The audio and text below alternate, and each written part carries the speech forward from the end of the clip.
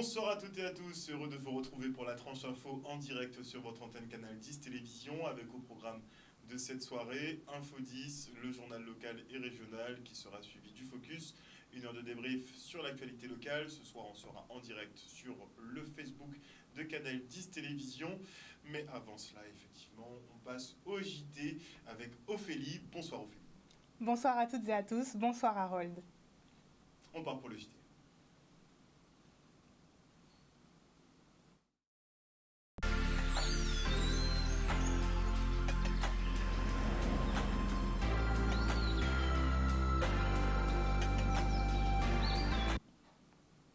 Nous sommes le lundi 22 mai 2023 et nous sommes en niveau de vigilance jaune pour fortes pluies et orages. Progressivement ce soir, le ciel va se charger et des averses parfois soutenues risquent de se produire sur le relief. La prudence est donc de mise en montagne, aux abords des cours d'eau et sur les routes. La société Caracoli Beach & Spa a été reconnue coupable par le tribunal de justice de Basse-Terre. En cause, des travaux non autorisés ayant provoqué la destruction d'un site de ponte de tortues marines. L'établissement a été condamné à verser une amende de 375 000 € et à retirer son établissement de la plage de Grand-Anse dans un délai de 3 mois, sous peine de se voir infliger une astreinte journalière de 1 500 €. Et on part maintenant pour l'investiture de Louli Bonbon, nouveau maire de Terre de Haut. Élu le 14 mai dernier lors d'une élection anticipée, il prend la tête d'une nouvelle équipe municipale. Un suffrage et une victoire rendue possible par l'implosion de la majorité du maire sortant. Regardez. Mes impressions premières, c'est un sentiment de fierté.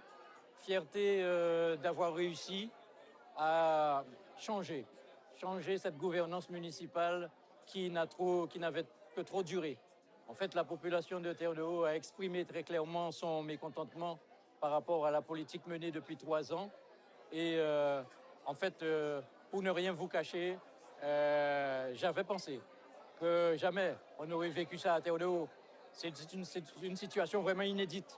On était parti pour 6 ans et rien ne laissait présager, avec une belle victoire que M. Bouidé a eue en 2020, qu'on aurait eu à passer aux urnes 3 ans après. Il faut dire que c'est d'abord et avant tout le conseil municipal de Bouidé qui a implosé et le climat s'est vite détérioré. Et on a senti effectivement qu'il y avait un vrai malaise dans cette équipe. Et les démissions ont commencé à se succéder et nous avons compris que de toutes les manières, on allait droit vers de nouvelles élections. Et donc naturellement, nous avons, avec la population, avec notre majorité, avec notre groupe du comité de soutien, nous avons engagé un vrai travail au niveau de la population pour très rapidement leur proposer cette alternance qui aujourd'hui se concrétise. Effectivement, il était très important en tant que président du département, que je puisse être là. Mais il faut dire qu'au-delà de ce caractère officiel, Louli Bonbon, c'est un ami. Et j'ai une très forte joie d'avoir pu lui remettre l'écharpe ce matin et de pouvoir m'adresser à lui en tant que maire de Terre de Haut. Nous l'avons dit, nous signons des contrats pays avec tous les territoires. Et dès le mois de juin, ce que je souhaite, c'est que nous soyons déjà en mesure de le faire. Nous allons pouvoir agir sur le port. On va agir au niveau donc, du dispensaire, sur le réseau routier, au niveau culturel, puisque j'ai entendu le maire dire que sur la maison bateau qui est un projet, on va pouvoir intervenir avec lui et faire en sorte qu'il puisse réaliser tellement de choses qu'on pensera qu'il y a 6 ans qu'il est là en 2026. Nous sommes à mi-mandat, 3 ans c'est court, c'est pourquoi nous avons cherché à faire en sorte que nos piliers qui reposaient, qui soutiennent notre programme d'action soient vraiment des piliers concrets. C'est vrai que ce n'est pas facile. Le temps des dossiers n'est pas forcément le temps des citoyens, mais nous allons essayer de s'attaquer à la base. Je l'ai dit, la réduction des déchets, la gestion rigoureuse aussi de la collecte. Il y a aussi le problème de l'assainissement, qui est un problème récurrent, qui n'a que trop duré à Terre de Haut. Et il faut aussi s'attaquer aux infrastructures qui sont aussi à l'abandon. Faire vivre le territoire de la Riviera du Levant, c'est l'objectif de l'Intercarl qui s'est déroulé ce week-end à Saint-François. La manifestation a réuni une dizaine d'associations de la communauté d'agglomération venues faire découvrir leur activité. Explication en images. On n'a jamais arrêté de penser, on n'a jamais arrêté d'œuvrer à ce que ce soit les associations avant tout qui mettent de l'animation sur le territoire, qui font en sorte que les politiques publiques, culturelles, sportives à l'égard de la nature soient réalisées par les associations. Avant tout, c'est un certain nombre de bénévoles qui sont là et qui ne demandent qu'à œuvrer dès lors qu'elles sont ces associations accompagnées. Cette année-ci, nous avons la Riviera avec nous. Merci, ils nous ont donné de l'eau, ils nous ont accompagnés. On essaie de voir si ça ira un peu mieux plus tard. Et de notre association, nous présentons notre culture, notre patrimoine, nos passés. C'est la danse, nos expositions, les plats culinaires qu'on fait à chaque occasion, surtout en période touristique. Nous venons de quitter la fête de la dorade qui est un vif succès, la fête de la morue, la fête du crabe, c'est ça qui nous donne notre ressource associative. Nos activités vont tourner autour du corps et de la danse, puisque mettre en corps des jeunes, eh bien, c'est construire leur estime de soi et c'est construire leur identité. Donc, c'est des actions autour de créer des projets pour créer, on va dire, des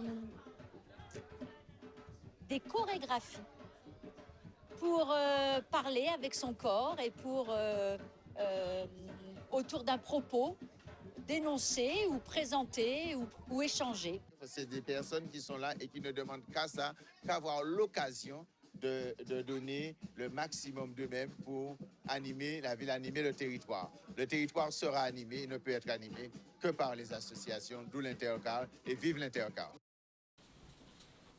Nous recevons Madame Sini Vassin, 3e vice-présidente de la CARL, et Madame Béatrice Marie-Claire, responsable du service développement social à la CARL, pour parler de la caravane des droits. Bonsoir Madame Sini Vassin, bonsoir Madame Marie-Claire.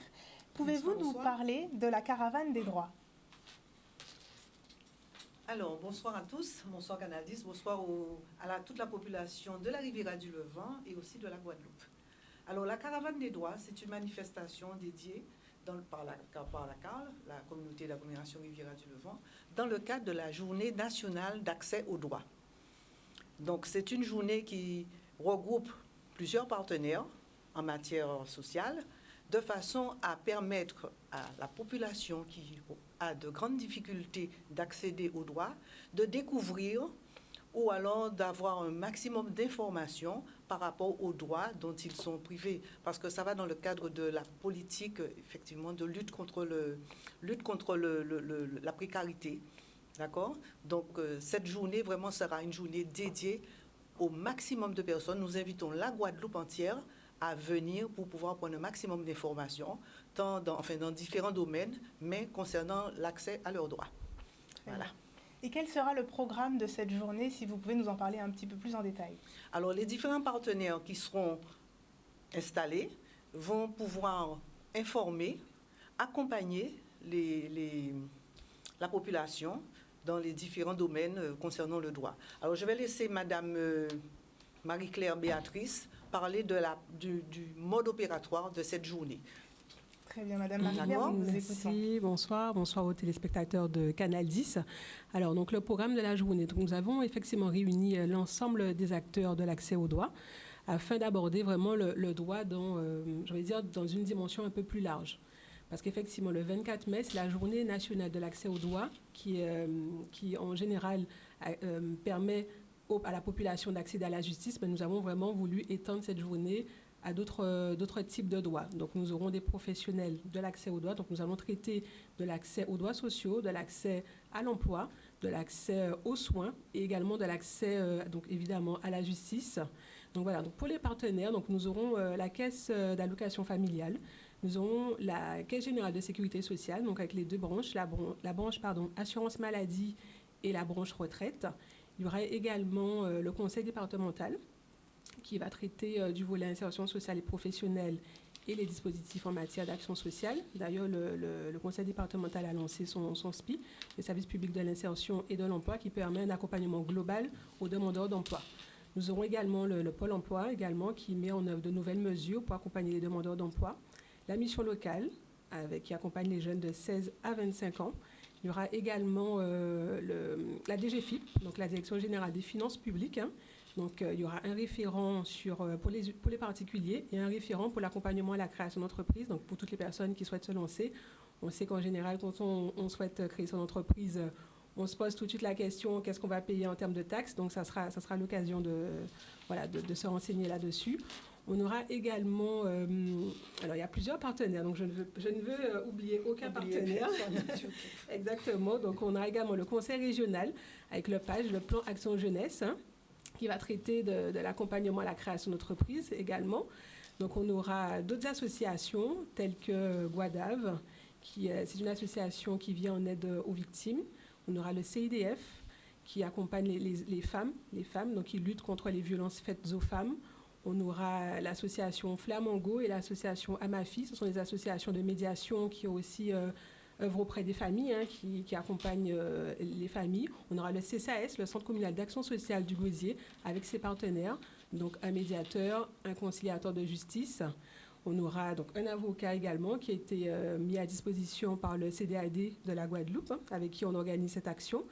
On aura également donc les bus. Donc la particularité de cette action, c'est la présence des dispositifs itinérants sur le territoire. Donc, il faut savoir qu'il y a des structures qui ont mis en place, en fait, des bus, donc je pourrais dire plutôt des camions, des fourgons aménagés et qui vont à la rencontre de la population afin de les accompagner. Donc, ils œuvrent aussi en faveur de l'accès aux droits. Donc, on aura l'UDAF, l'Union départementale d'accompagnement pour les familles, qui accompagne les familles et qui a un objectif de soutien à la parentalité. Donc, ils ont le bus de la parentalité qui sillonne le territoire. Donc, c'est mis en place avec la CAF, en étroite collaboration avec la CAF.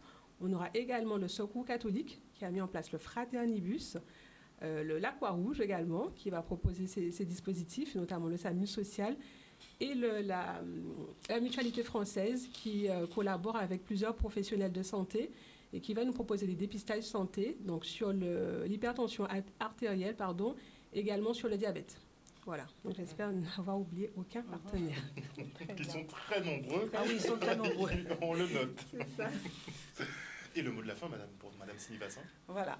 Le mot de la fin, nous attendons vraiment une bonne participation, puisque le besoin, il est là. Il est là, le besoin. Donc, nous sommes vraiment... nous avons vraiment mis en place le dispositif à l'attention de cette population et nous tenons vraiment à ce qu'ils viennent nombreux. Parce qu'il faut savoir que c'est une forte volonté de la CARL, puisque c'est l'un de nos objectifs, le développement social, la lutte contre le non-droit. Donc, il faut absolument que les gens viennent pour pouvoir vraiment avoir un maximum d'informations qui leur seront dédiées vraiment à cette occasion. Et en fait, ça va vraiment dans le droit fil de nos actions, puisque la Riviera du Levant, au service de la population, donc c'est vraiment ça, c'est ce que nous attendons et que c'est vraiment la volonté du président de pouvoir vraiment permettre à une grande part de la population d'accéder à leurs droits et vraiment de pouvoir lutter contre ce fléau qui est la précarité. Voilà, donc nous serons heureux de vous rencontrer tous mercredi 24 au Parc du Calvaire, au Gosier, dès 8h30. Dès 8h30 jusqu'à 13h30. Jusqu'à 13h30. Donc nous sommes là. La caravane de droit sera là. Voilà. Donc je vais juste préciser, c'est une action qui est ouverte à tous. Pas uniquement, et gratuitement. Et gratuite. Gratuitement. Pas uniquement les personnes qui résident sur le territoire levantin, mais à toute la Guadeloupe. Toute la Guadeloupe. Voilà. Donc le rendez-vous est donné pour la caravane des droits. Ça se passera mercredi 24 mai prochain à partir de 8h30 et jusqu'à 13h30 sur le parc du Calvaire au Gosier. Et suite aux terribles inondations survenues lors du passage de Fiona, la municipalité de Goyave sensibilise sur l'importance d'être assuré tant sur le plan personnel que pour sa maison ou son automobile, par exemple. Lors de catastrophes naturelles, seules les personnes assurées peuvent être indemnisées. Pour les autres, c'est une double peine, ce que la municipalité souhaite leur éviter pour l'avenir. Le reportage. On a invité toutes les assurances de Guadeloupe à venir rencontrer la population pour les informer et pour aussi les sensibiliser à l'importance d'être couvert en termes d'assurance. Pour son habitat, pour son véhicule, pour sa responsabilité civile, pour sa responsabilité professionnelle également, mais aussi la prévoyance santé et même au-delà, c'est un sujet d'actualité, on a parlé de prévoyance retraite également. Donc vraiment, compte tenu de ce que nous avons vécu, et particulièrement à Goyave ou Fiona, on a vu qu'il y avait trop de gens qui n'étaient pas assurés. À chaque fois, on dit l'État. Non, l'État, à un moment donné, ne donnera pas, parce que, je veux dire, le prix n'est pas sans fond. Aujourd'hui, il faut qu'on soit responsable, et la responsabilité passe par la couverture des biens et des personnes. Suite à Fiona, effectivement, il est essentiel d'être assuré à tous les niveaux, c'est-à-dire assurance personnelle, assurance également habitation, puisque la tempête, justement les l'intempérie Fiona a été très violent. Et il est aujourd'hui important de pouvoir avoir une assurance pour pouvoir être indemnisé. Alors moi j'étais assurée, mais étant originaire de Goyave, mais n'habitant pas, donc étant juste de passage. Mais mes parents, par contre, oui, eux, ils sont assurés. Et bon, ils n'ont pas été impactés, mais on a eu d'autres personnes de voisinage qui, eux, ont été impactés. Certaines n'ont pas été assurées, donc je ne sais pas exactement où en sont leurs dossiers. Mais on sait que dans cette région, du côté de la ZAC, là où ils ont été beaucoup impactés, que certains n'étaient pas assurés.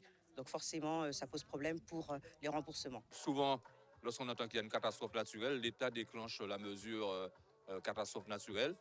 Mais pour pouvoir bénéficier des aides, il faut déjà être assuré. Donc franchement, je dis que c'est très important. À la veille du début de la saison cyclonique, la ville de Goyave, avec le Centre communal d'action sociale, on a tenu à réaliser cette manifestation pour informer notre population et pour leur dire que je m'allais paniquer en bois. D'accord? Donc nous changer ça grand bonnet, on nous prend devant avant de devant prendre nous. Et c'est ça qu'a dit la population là tout le temps et c'est ça nous qu'a fait à Goyave. Aujourd'hui, on est là pour pouvoir dire aux Goyaviens qu'on est là pour pouvoir les assurer également. Donc en termes d'assurance des biens, donc tout ce qui est assurance maison, assurance auto, mais pas que, parce qu'il est important aussi d'assurer aussi sa personne, hein, donc sa personne, ses proches, sa famille. Ça peut aller de la mutuelle santé jusqu'à l'assurance obsèques également. Ça n'a pas coûté des fois tellement cher. Ce sont des choses qui sont à des prix abordables et c'est le moment de discuter avec les assurances. Comme on discute dans une négociation, c'est le moment de le faire parce qu'il faut que tous les Guadeloupéens soient couverts. Je serai satisfait lorsque 100% de mes administrés et 100% des administrés en Guadeloupe seront couverts par une police d'assurance, quel que soit le type. Organisation, minutie et audace, c'est sur ces 3 notes que s'est déroulée aujourd'hui la présélection du concours Handichef à l'Institut médico-éducatif L'Ancre. Des jeunes en situation de handicap ont enfilé leur blouse de pâtissier pour réaliser les meilleurs desserts face à un jury impressionné par leur performance. L'occasion de faire émerger des passions et de susciter de futures vocations. Un reportage de Loane Duhamel. Aujourd'hui, vous êtes à l'IME L'Ancre, une structure régie par l'association AEA. Et aujourd'hui, nous sommes là pour la présélection du concours Handichef. Donc alors, en liste, nous avons 5 IME. Ce matin, nous avons 3 structures, 3 établissements qui sont en train de pâtisser. Et cet après-midi, les 2 autres établissements restants. Donc à la suite de cette journée, il y aura la délibération du jury et on saura à ce moment quel candidat sera présent le jeudi 25 pour la finale. À la clé de ce concours, alors il y aura une période de stage, peut-être qui va déboucher sur une embauche dans l'une des entreprises des jurys présents. Nous avons été impressionnés par la gestion du stress. Ils sont tous concentrés sur leurs tâches. C'est vrai qu'il y a une équipe qui s'est démarquée au niveau du temps. Voilà, plus rapide, mais bon, il se trouve qu'après, il y a d'autres critères. Hein.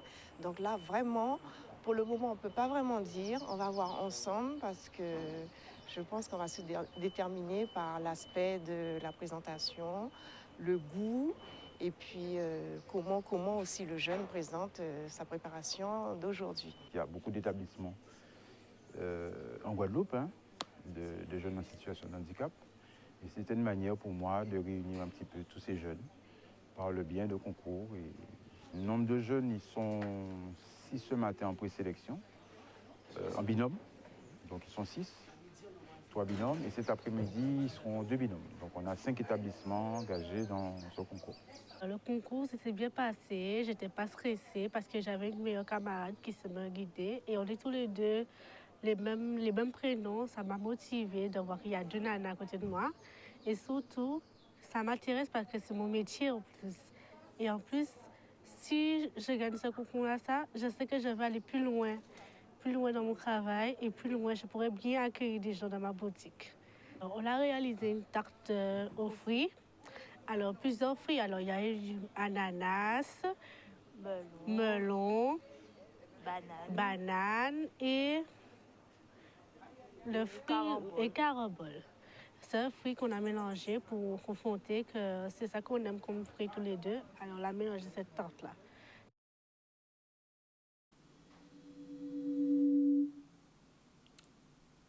Oui, on a faim. Et on se rend maintenant sur le grand marché aux plantes du Nord-Bastère. À l'instar de la ville de Petit-Bourg, la communauté d'agglomération impulse une politique de fleurissement partout et en tout lieu. Et cela commence par des événements dédiés à ce riche patrimoine naturel où pépiniéristes et autres amoureux des plantes se rencontrent. Le reste en images. Aujourd'hui, c'est un marché aux fleurs organisé en partenariat avec la ville et la CNBT. Il y a des gens qui sont venus de tous bords pour pouvoir assister à ce grand rassemblement de fleurs. Il y a à peu près une quarantaine d'exposants qui viennent de toute la Guadeloupe. Nous avons Goubert, Saint-François, Baillif, Sainte-Rose, Petit-Bourg. Donc c'est très très bien de voir que les pépiniéristes s'intéressent à ce type de manifestation. Et surtout, il faut absolument promouvoir la filière horticole et environnementale. Donc on a les orchidées qui attirent, parce que c'est un peu mystique. Et puis après, les questions-réponses. Donc les gens posent des questions, ils cherchent des réponses. Donc du moment qu'on répond à leurs questions, du coup, elles achètent plus facilement parce qu'ils ont trouvé la réponse. Donc du coup, voilà. Donc il y a cette relation client qui fait que les gens trouvent satisfaction en fait. C'est vrai qu'il faut savoir qu'en Guadeloupe, nous avons beaucoup de plantes médicinales, mais également nos fruits sont aussi efficaces pour la santé. Donc c'est quand même important pour nous d'être présente, en tout cas pour la CNBT, d'être présente à cette manifestation. Monsieur l'ex-maire a toujours souhaité que la ville de Petit-Bourg se transforme en jardin d'Éden. Eh bien, aujourd'hui, je peux vous assurer, c'est vraiment un jardin d'Éden. Il y a des plantes de partout et les administrés sont très heureux. Et je vois qu'il y a même des hommes, en général, c'est plutôt les femmes qui s'occupent de tout ce qui est jardin, tout ce qui est fleurissement. Mais aujourd'hui, nous pouvons dire que les hommes ont accompagné les femmes pour pouvoir faire des achats et rendre la maison beaucoup plus belle et plus verdoyante. Partons maintenant du côté de Petit-Bourg où s'est déroulé samedi 20 mai le tournoi interrégional de taekwondo. Les licenciés des Antilles-Guyane se sont affrontés et les finalistes guadeloupéens n'ont pas démérité. Prochaine étape, le championnat de la Caraïbe. On fait le point avec Olivier Moradel.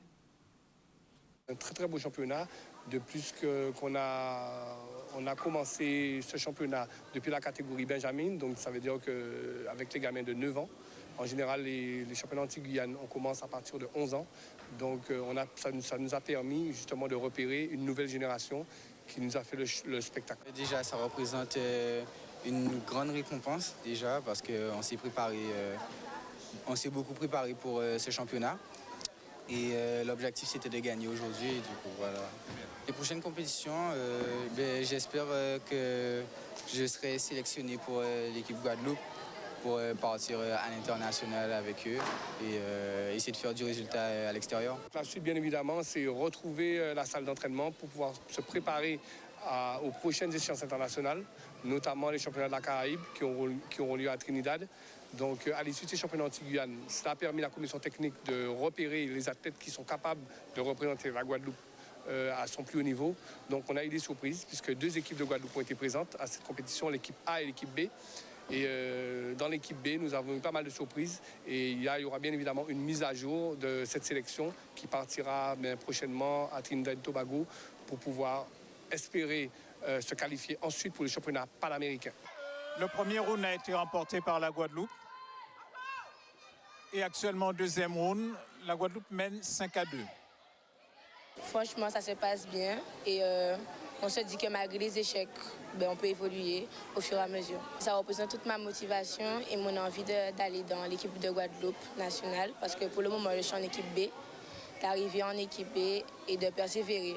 Les derniers championnats panaméricains avant le Covid, nous avons remporté 2 médailles de bronze. Donc les championnats panaméricains qui regroupent tout le continent américain, ce n'est parce que les gens ont tendance à confondre championnat panaméricain et US Open. Non, les championnats panaméricains, c'est tout le continent américain. Et 2 médailles de bronze sur la Guadeloupe, c'était pas négligeable. On essaie de faire mieux la prochaine fois. Rappel d'une information importante, la société Caracoli Beach & Spa a été reconnue coupable par le tribunal judiciaire de Basse-Terre pour cause des travaux non autorisés ayant provoqué la destruction d'un site de ponte de tortues marines. L'établissement a été condamné à verser une amende de 375 000 € et à retirer son établissement de la plage dans un délai de 3 mois. Et voilà, chers téléspectateurs, nous sommes donc arrivés au terme de ce journal. Merci pour votre fidélité à ce programme. N'oubliez pas que sur Canal 10 Télévision, vous faites l'information que nous diffusons. Le journal local revient demain à partir de 18h30. Vous retrouverez Ophélie pour tout le reste de la semaine. Et vous la reverrez d'ailleurs pour quelques mois pendant les grandes vacances. Merci beaucoup Ophélie. Merci, Harold. Et moi je vous retrouve très bientôt. Bisous bisous tout le monde. Bonne soirée.